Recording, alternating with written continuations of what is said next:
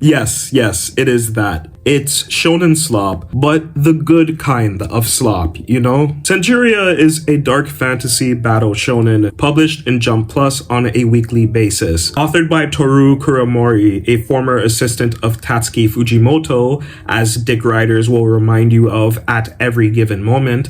It's a story about Julian, a former slave who becomes the surrogate of Diana, a newborn who is destined to fell the land that they reside in. Due to events, Julian inherits the lives of 100 other slaves and obtains sea powers. His strength is tenfold, he's akin to an immortal, and he handles the sea with deft and dexterity. Along the way, Julian and Diana encounter Angval and Titi, several characters that really elevated the human drama aspect of Centuria. While I've enjoyed this manga thoroughly, I don't think it's that good. In fact, I think it's a textbook example of a modern-day mid-battle shonen. The high points, like the emotions expressed between select characters and double spreads of action sequences, are really great, but the lows are vast, glaring, and offending. How do I feel about Centuria now, 40 chapters in?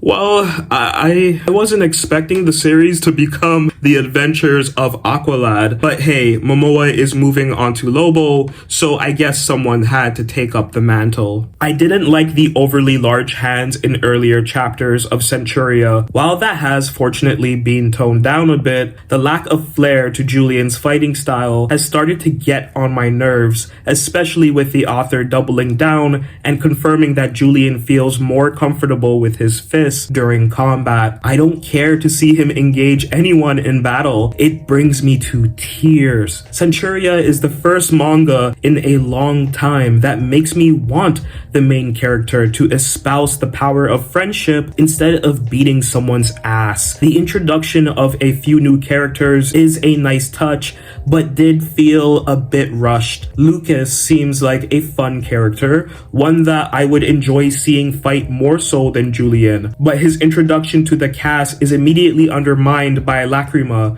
the sister to Arcos. I don't mind her as a character, but I'm forced to suspend belief with how easily it was that she just started hanging out with the crew. But the jury is still out with her. I'm happy with the time jump.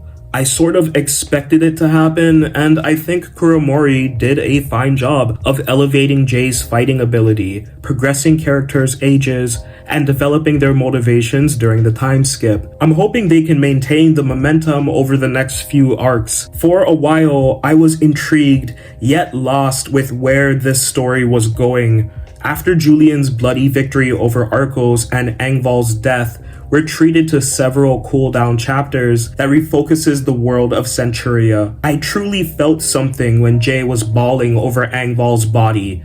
Titi's melancholy was also played straight, which was quite welcoming. The post-saga political intrigue was also a great touch, very Oda-esque. I hope we see more of that over time because it adds so much more to this world, a world that admittedly is quite interesting and has the potential to be very vast. Centuria is still a bit sloppy. I think the author has pacing issues that can be ironed out with experience and time. The dialogue is a mess, but does have moments of sentimentality, which I adore in battle shonen. Julian is becoming a more well-rounded lead character, which is a surprise to me.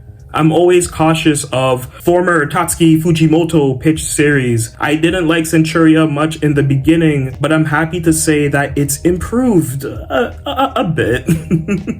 I would like to see more color pages though. It's a common request of mine, but that's for a good reason. Centuria art isn't outstanding, but I think more color and vibrancy would help highlight the techniques that the mangaka is especially good at, like shading or border work or 3-point perspective and characters' hair. 6 out of 10.